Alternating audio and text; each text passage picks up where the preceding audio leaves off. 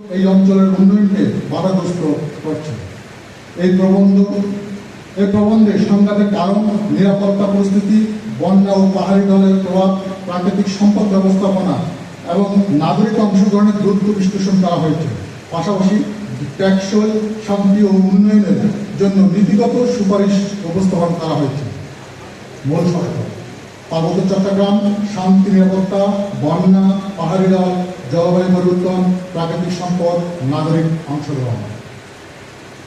আমাদের ভূমিকা: বাংলাদেশের দক্ষিণ পূর্বাঞ্চলে অবস্থিত পার্বত্য চট্টগ্রাম, রাঙ্গামাটি, খাগড়াছড়ি, বান্দরবান প্রাকৃতিক সম্পদ, জৈব বৈচিত্র্য, সাংস্কৃতিক বৈচিত্র্যে সমৃদ্ধ, কিন্তু স্বাধীনতার পর থেকে বিভিন্ন রাজনৈতিক, সামাজিক ও অর্থনৈতিক কারণে অঞ্চলটি দীর্ঘদিন সংঘাতের মধ্য দিয়ে অতিক্রম করছে। বর্তমানে জলবায়ু পরিবর্তনের কারণে অতিবৃষ্টি, আকস্মিক বন্যা, পাহাড়ি ঢল ও ভূমিধস নতুন চ্যালেঞ্জ সৃষ্টি করছে।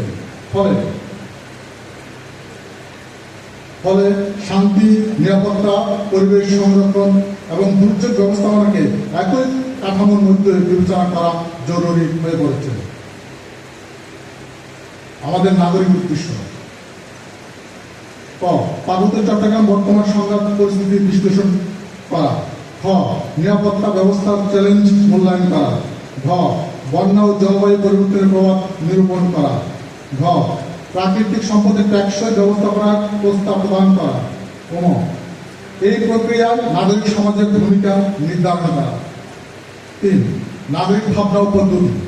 এই নাগরিক ভাবনার নিম্নলিখিত পদ্ধতিতে ব্যবহার করা হয়েছে: প্রাসঙ্গিক আইন ও নীতিমালা পর্যালোচনা, সরকারি প্রতিবেদন ও গবেষণা নিবন্ধন বিশ্লেষণ, মাঠ পর্যায়ের পর্যবেক্ষণ ও স্থানীয় জনগণের অভিজ্ঞতা, সংবাদ প্রতিবেদন এবং পরিবেশ ও দুর্যোগ বিষয়ক তথ্য। ৪. সংঘাতের ঐতিহাসিক প্রেক্ষাপট। পার্বত্য চট্টগ্রামের সংঘাতের পিছনে রয়েছে ভূমি মালিকানা বিরোধ, প্রশাসনিক জটিলতা, উন্নয়ন বৈষম্য, রাজনৈতিক অবিশ্বাস্য, নিরাপদজনিত সংকট, সশস্ত্র গোষ্ঠীর কার্যক্রম। শান্তি প্রতিষ্ঠার জন্য পারস্পরিক আস্থা, আইনি শাসন ও ন্যায়ভিত্তিক উন্নয়ন অপরিহার্য। ৫. বর্তমান নিরাপত্তা পরিস্থিতি।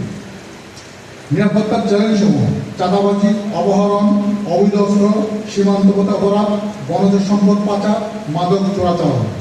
করণীয়: গোয়েন্দা সক্ষমতা বৃদ্ধি, কমিউনিটি পুলিশিং, সীমান্ত নজরদারি, আইন শৃঙ্খলা বাহিনীর সমন্বয়, স্থানীয় জনগণের অংশগ্রহণ। ৬.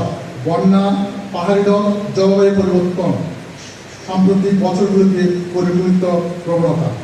অতিবৃষ্টি, পাহাড় ধস, নদী নাব্যতা হ্রাস, কৃষি ক্ষতি, সড়ক যোগাযোগ বিচ্ছিন্ন, বিশুদ্ধ পানি সংকট, দুর্যোগ ব্যবস্থাপনা করণীয়: আগাম সতর্কীকরণের ব্যবস্থা জোরদার, আশ্রয় কেন্দ্র বৃদ্ধি, নদী খনন, পাহাড় কাটা বন্ধ, জলাধার সংরক্ষণ, জলবায়ু সহনশীল অবকাঠামো নির্মাণ।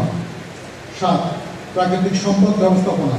প্রধান সম্পদ: বনভূমি, পাহাড়, নদী, জীববৈচিত্র্যের পর্যটন বর্তমান সমস্যা। বন উজাড়, অবৈধ পাহাড় কাটা, বালু উত্তোলন, পাথর উত্তোলন, নদী দূষণ। সুপারিশ: সামাজিক বনায়ন সম্প্রসারণ, বন সংরক্ষণ আইন কার্যকর বাস্তবায়ন, পরিবেশ আদালত শক্তিশালীকরণ, সম্পদ ব্যবস্থাপনায় স্থানীয় জনগণের অংশগ্রহণ নিশ্চিতকরণ, পরিবেশ বান্ধব পর্যটন উন্নয়ন। ৮. নাগরিক সমাজের ভূমিকা। নাগরিক সমাজ নিম্নলিখিত ক্ষেত্রে গুরুত্বপূর্ণ ভূমিকা রাখতে পারে: শান্তি সংলাপ পরিচালনা, জনসচেতনতা রাখা। ৯. টেকসই উন্নয়নের কৌশল: অংশগ্রহণমূলক প্রশাসন, শিক্ষা ও দক্ষতা উন্নয়ন, কর্মসংস্থান সৃষ্টি, নারী ক্ষমতায়ন, তথ্য প্রযুক্তি ব্যবহার, দুর্নীতি প্রতিরোধ, জলবায়ু অভিযোজন পরিকল্পনা। রাশি দীর্ঘমেয়াদী পরিকল্পনা গ্রহণ। ঘ. প্রাকৃতিক সম্পদের ট্যাক্স। যুব সমাজের কর্মসংস্থান নীতি প্রণয়ন। আমাদের সহযোগীদের সংযুক্ত উপস্থাপন ধৈর্য সহকারে শুনেছেন। এই বিষয়ে উপস্থিত আলোচক বৃন্দগণের কাছ থেকে আসসালামু আলাইকুম।